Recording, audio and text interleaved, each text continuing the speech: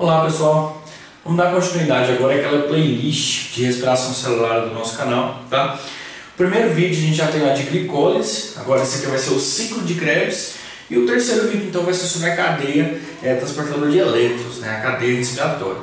Gente, vamos só relembrar aí do primeiro vídeo lá. Eu comentei sobre algumas coisas sobre isso na glicólise, mas vamos lá. Ó, qual que é o intuito da respiração celular? Qual que é a importância da respiração celular? Gente, qual que é o intuito da respiração celular? Produzir ATP, produzir energia. O ATP, lembra que alguns professores até brincam, ela é a moedinha energética do nosso corpo. Então essa moedinha energética lá do nosso corpo, gente, nós precisamos de ATP para os transportes entre membranas que acontecem, basicamente em toda reação química do nosso corpo. Você precisa de ATP para que sua célula consiga funcionar da forma correta. Certo? Você precisa de ATP para que seus batimentos cardíacos aconteçam, então você precisa de ATP basicamente para tudo no seu corpo. Então a produção de ATP, você produz ATP e instantaneamente no mesmo momento você já utiliza aquela energia, né, e já produz mais e vai, né, seguindo essas reações. Então o ATP, a importância dele para a gente é a energia que ele disponibiliza, né, para o nosso corpo, então conseguir manter nossas reações químicas acontecendo a todo momento, certo? Essa é a importância da nossa respiração celular. Lembra lá, qual que é a organela responsável pela respiração celular? São as mitocôndrias. Então eu comentei sobre isso no primeiro vídeo lá, mas só relembrando aqui. Então as mitocôndrias, nós temos lá as áreas lá da mitocôndria, né? A primeira parte da respiração celular, que é a glicólise, o primeiro vídeo está aí já no nosso canal. A glicólise, ela vai acontecer dentro da nossa célula, só que ainda fora da mitocôndria. Ela vai acontecer lá, se você lembrar, ela vai acontecer no citoplasma celular, né? Fora ainda da mitocôndria. Depois que no final da glicólise você forma as duas moléculas de piruvato, aí sim, então, esses piruvatos vão entrar para dentro da mitocôndria, e lá no que a gente chama de matriz mitocondrial, nessa matriz mitocondrial vai acontecer então o ciclo de Krebs, que é essa segunda etapa aqui. Aí a terceira etapa vai acontecer nas cristas mitocondriais. Mas aí a próxima aula eu não vou comentar muito aqui, é só para você lembrar aí, tá? Então aqui ó, glicólise, pegou uma molécula de glicose, 6 carbonos, quebrou ao meio, formou duas novas moléculas chamadas de piruvato. Esse piruvato então vai sair do citoplasma, vai entrar para dentro da mitocôndria, uma região que nós chamamos de matriz mitocondrial. Nessa matriz mitocondrial você vai ter então que vai acontecer o ciclo de Krebs. Fechou? Então vamos dar início aqui ao ciclo de Krebs. Ó, antes de iniciar o ciclo de Krebs, a gente tem uma pequena reaçãozinha aqui que acontece, onde o piruvato vai ser transformado em acetil-CoA. Qual que é o processo aqui que acontece? Ó, o piruvato aqui então, você vai ter a saída de um CO2 aqui desse piruvato. No que esse CO2 vai sair, ele vai liberar energia suficiente para que uma enzima chamada de coenzima A entra na reação. Então o CO2 sai, a coenzima A entra na reação e você tem então a formação do acetil-CoA, certo? Essa nova moléculazinha aqui com 2 carbonos, porque saiu o CO2, saiu um carbono, piruvato tem 3 carbonos, saiu o 2 carbonos, então acetil-CoA. Além disso aqui, ó, você tem também a liberação de um NADH, certo? Então esse NADH ó, é liberado nessa pequena reaçãozinha aqui que antecede o ciclo de Krebs, certo? Beleza. Esse acetil-CoA agora vai se unir aos 4 carbonos de uma molécula que nós chamamos de oxalacetato. Esse oxalacetato aqui, se você observar bem, o que acontece?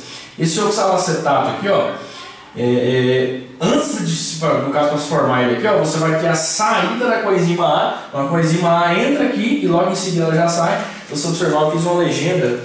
Tudo que está saindo das reações eu fiz de vermelho. E tudo que está entrando na reação eu fiz de azul, certo? Só para você lembrar aí. Então saiu vermelho, entrou azul. Então saída dessas duas moléculas, entrada da coenzima A, formou acetil-CoA. No mesmo momento que a acetil-CoA sai, na reação seguinte, no mesmo momento que a acetil-CoA entra, na reação seguinte ela já sai. No que ela sai, você vai ter a união dessas duas moléculas. O acetil-CoA, no caso o acetil, né, quando sai com a enzima A, se une ao oxalacetato, vai virar uma molécula que nós chamamos de citrato. O citrato é a molécula que vai entrar em si e vai dar início ao ciclo de Krebs, certo? Então o ciclo de Krebs se inicia com o citrato, certo? Com essa molécula aqui, ó. Esse é o citrato, certo? Então vamos iniciar então o ciclo de Krebs aí. Do citrato, ele vai ter que ser transformado em aconitato. Só que você vai ter um intermediário aqui entre eles, ó. entre o citrato e o aconidato tem o isocitrato. O que vai acontecer aqui? Do citrato vai sair uma molécula de H2O.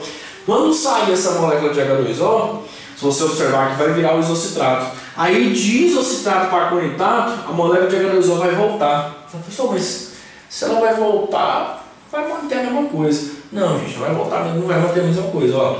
No que o H2O sai e ele volta aqui, ela volta em uma posição diferente da molécula. Quando ela volta em uma posição diferente da molécula, o que isso permite? Isso aqui permite, ó, então, que o isocitrato se transforme em aconidato, certo? Então aqui, ó, de citrato passou para o isocitrato e virou aconidato, certo? Outra coisinha aqui, ó. Agora a próxima reação. Do aconidato vai virar alfa-cetoglutarato. Pessoal, o alfa-cetoglutarato aqui, ó, o que vai acontecer no aconidato para ele virar um alfa-cetoglutarato? Vai ter a liberação de um CO2, se você observar, vai liberar uma molécula de gás carbônico. E aqui você vai ter então a liberação de mais um NADH, certo? Então aqui, ó, vai ter liberação de energia. Gente, o que é NADH? A gente falou sobre isso. O que é NADH na plasmose de glicose? A gente falou sobre isso. Pessoal, NADH são carregadores de elétrons. Eles carregam energia que vão ser usadas lá na terceira etapa para se produzir o ATP, que é o objetivo de tudo isso aqui, certo? Um carregador de elétrons, ó, liberou o NADH. Virou o alfa-cetoglutarato. O alfa-cetoglutarato aqui agora, ó, vai virar succinil-CoA. Olha a coenzima A aqui, ó. A coenzima A voltou. O que aconteceu? Saiu mais uma molécula de CO2. No que o CO2 saiu, liberou energia para que a coenzima A voltasse para a reação, né? E aí aqui, ó, além de sair CO2, ainda sai outro NADH. Se você observar, a reação é muito parecida, né? Com essa do piruvato e acetil-CoA, e a de alfa-cetoglutarato e o succinil-CoA. Então são reações bem parecidas, com enzimas diferentes, mas bem parecidas, ó. CO2 saiu, forneceu energia para que a coenzima A entrasse na reação e formasse então o succinil-CoA, certo? Então formou aqui o succinil-CoA e liberou mais energia que um NADH, fechou? Então aqui, ó, de succinil-CoA para succinato tem um negócio interessante. O que acontece aqui, ó? Se você observar bem, de succinil-CoA vai virar succinato. Vai ter a liberação de um GTP. A coenzima A vai sair, certo? Então a coenzima A entrou aqui e logo que ela já vai sair. A saída dela é o que vai fornecer energia para formar esse GTP aqui. Agora, que diferença que tem o GTP do ATP? Pessoal, a enzima, lembra, tudo isso aqui é feito por enzimas, tá? Tudo isso aqui são feitos por enzimas. Succinil-CoA sintetase é o nome da enzima que fornece aqui, no caso, que permite essa reação acontecer de succinil-CoA para succinato. Pessoal, existem algumas versões dessa enzima que vai mandar um fosfato direto para o ADP a fim de ele virar ATP, e existem algumas enzimas que mandam, né, primeiro para o GTP para depois mandar para o ATP. O que eu queria que você entendesse? Isso aqui é um pouquinho complicado. Gente, compreende assim. Lembra que a saída da coenzima A permite isso. A saída da coenzima A vai permitir isso que eu vou explicar para vocês agora acontecer.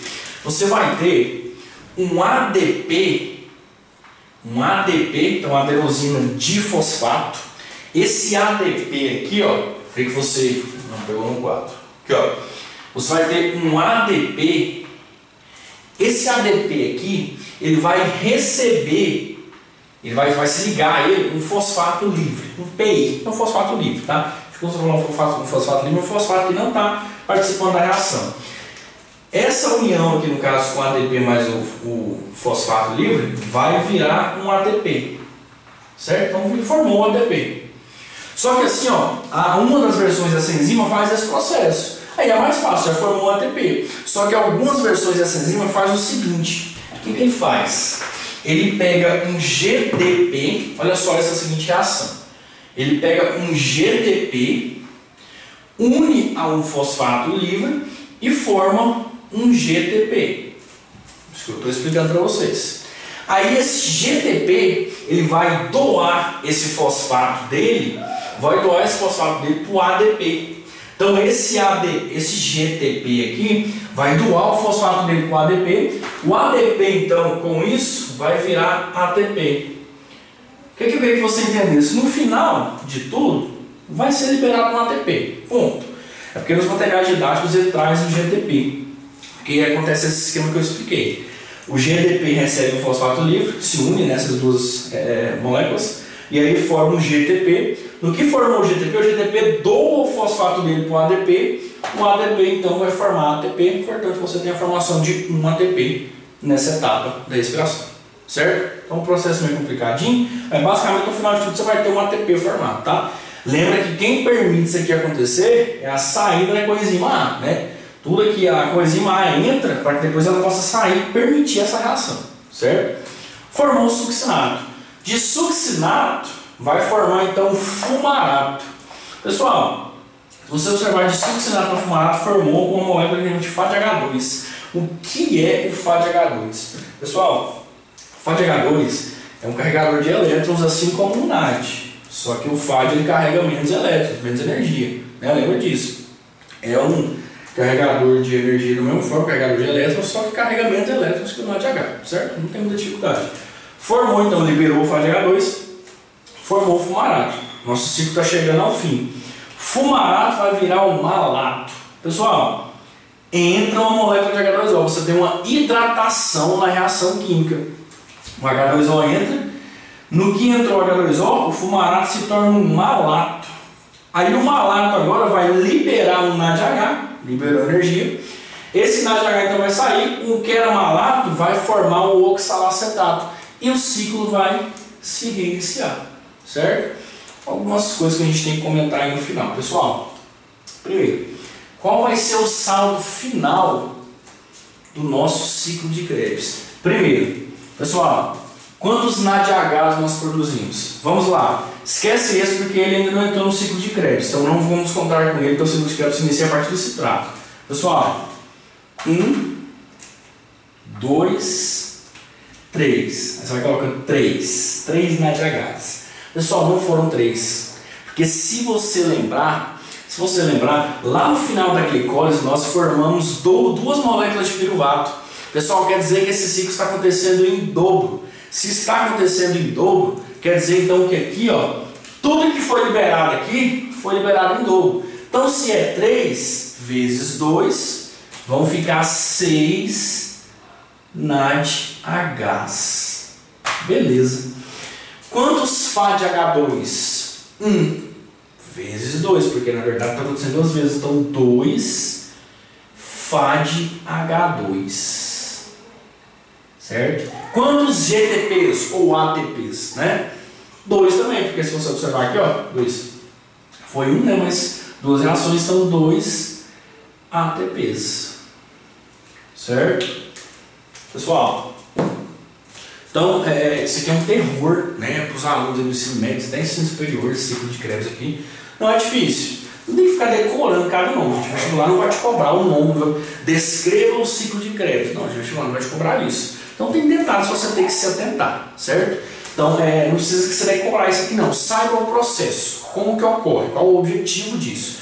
Lembra que na glicólise você oxidou parcialmente a molécula de glicose e aqui você vai oxidar totalmente. Se oxidou, fechou. Agora, o que é oxidar? Arrancar os elétrons na molécula. Então se oxidou a glicose parcialmente na primeira etapa, que é a glicose, aqui você vai terminar de oxidar ela. Certo? Então terminou de oxidar, agora tudo isso aqui vai ser levado para a cadeia transportadora de elétrons e lá você vai ter a formação dos ATPs que a gente vai usar aí para o nosso organismo. Fechou? Então até a próxima aula. Em alguns dias você vai ter aula de cadeia transportadora de elétrons aí no nosso canal. Fechou? Até a próxima aula.